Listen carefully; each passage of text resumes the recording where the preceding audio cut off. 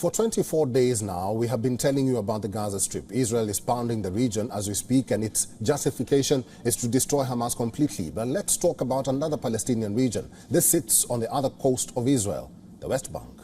It is a landlocked territory with a population of about 2.7 million people.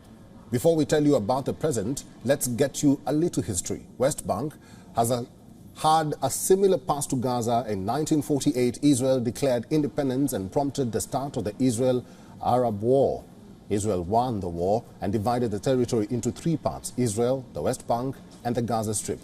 But after 6 days of war in 1967, Israel captured Palestinian and Arab territories of the West Bank and thereafter started building settlements. The difference between Gaza and the West Bank is that Hamas has full control of Gaza, and until before the war, Israeli forces did not enter the Strip on foot. But West Bank is not like that. It is technically governed by Palestinian Authority. We say technically because it only administers 39% of West Bank. Israel has seized control of the rest of 61%. These numbers make the region extremely volatile. Israeli raids are common and killings on both are reportedly daily. Expectedly, the war in Gaza has intensified the situation. More than 110 Palestinians and 1 Israeli have died since October 7th. This was the start of the war. Hamas's surprise brutal attack on Israel has done more harm than the outer world understands. Jews have described it as a second Holocaust, and even the people who were not directly affected are furious. Their anger towards Hamas is being misdirected to all Palestinians. The situation is seemingly taking a deadlier turn. Many Israelis are arming themselves in record numbers, and this is happening with the blessing of the government. Far-right leader Itamar Ben-Gvir has purchased 10,000 rifles. Let me say that again. 10,000 rifles to arm civilian security teams. And 4,000 of these guns will be given for free to people in the West Bank.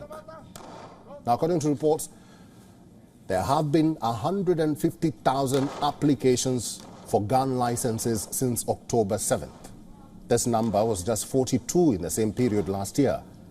Gun stores and shooting ranges have been working overtime to meet the sudden demand. Firearm sales are highly restricted in Israel. Obtaining a civilian firearms license is not easy. An application can sometimes take months, and the rules are completely different for Palestinians in the West Bank. According to the Oslo Accords, only the Palestinian security apparatus is allowed to own arms. But reports suggest that some Arab families have purchased weapons illegally. So, with weapons, hate, and an ongoing war, West Bank could potentially open another front of the war.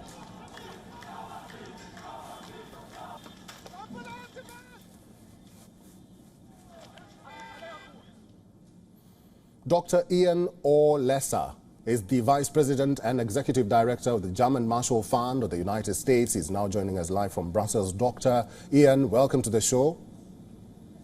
Good to be with you. Thank you for the invitation. Now, Doctor, in the initial stages of the war, Hezbollah said that it will not join the war. Then days later, cross-border hostilities between Hezbollah and Israeli forces emerged. Iran now says it does not want the Israel-Hamas conflict to spread out. The West and Washington, in particular, think otherwise. What do you think is going to happen? Could the conflict spread across the region? Is there any likelihood of that happening? Well, there's a very real risk of it happening. And in fact, already we have seen attacks launched from Yemen. We've seen the United States shooting down drones and cruise missiles that have been launched from Yemen. Other things are going on. In fact, they predate the October 7th events between Iranian-backed militias in Lebanon, Hezbollah, and also others, and Israel. So there's a long history of this at a lower level, but there is now the potential for this to become a fully fledged front in the war. I am not sure, frankly, at the end of the day, that Iran wants to see that, but it's also not entirely clear that it's itself in control of the escalatory dynamics, and certainly the United States wishes to deter this above all. Doctor, we are receiving reports of some people arming themselves. What do you think could be the impact of that?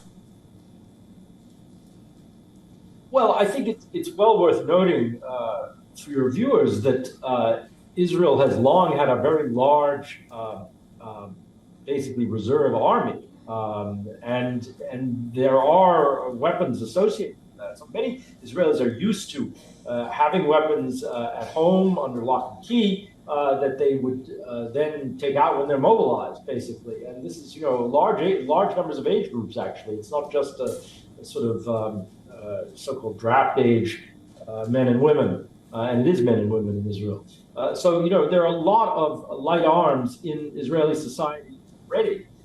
It is, as you note, very difficult to actually get a license for weapons in Israel as a civilian. But these are very extraordinary times, and as you note, there are political forces in Israel that are looking to have the population more heavily armed, especially, in fact, for these settlements that are in the West Bank, which feel very exposed. So that too is another less serious, perhaps, than the Iranian angle, but still at some level an opportunity for new incidents and things that could escalate. Doctor, Israel Defense Forces are continuing to urge Gazans to move southwards, yet they are cutting communication channels. Israel insists they will continue with their second phase of operations. Countries world over have begun calling for a ceasefire, even though the humanitarian situation is dire at the moment. In your view, what are the likely scenarios in the coming days? I think, the shock of this cross-border terrorism in Israel, and that's what it was, and the risk that it could continue if Hamas remains in place is really driving Israeli policy, and it's pushing to the side considerations of humanitarian welfare, of proportionality, of many other things. And of course, there's an intense debate about this inside Israel. But the shock of this event, I mean, it's right in some ways to compare it to 9/11 in the United States. In fact, given the scale of the society, it's a much bigger attack. It seems existential to Israelis. And under those conditions, there is very little interest in restraint at the moment. Eventually, perhaps, yes. And it could be that actually a ground intervention will be less lethal to civilians who are in the way than the sort of air attack that we're seeing at the moment. But we're not there yet. And it's extremely costly. Israel is obviously trying to reduce the costs for its own forces when it is fully on the ground. But the humanitarian cost of that is obvious. All right, I've been talking to Dr. Ian Orlesa. He's the Vice President and Executive Director of the German Marshall Fund of the United States. Doctor, thank you for talking to us today. Good to be with you. Thank you.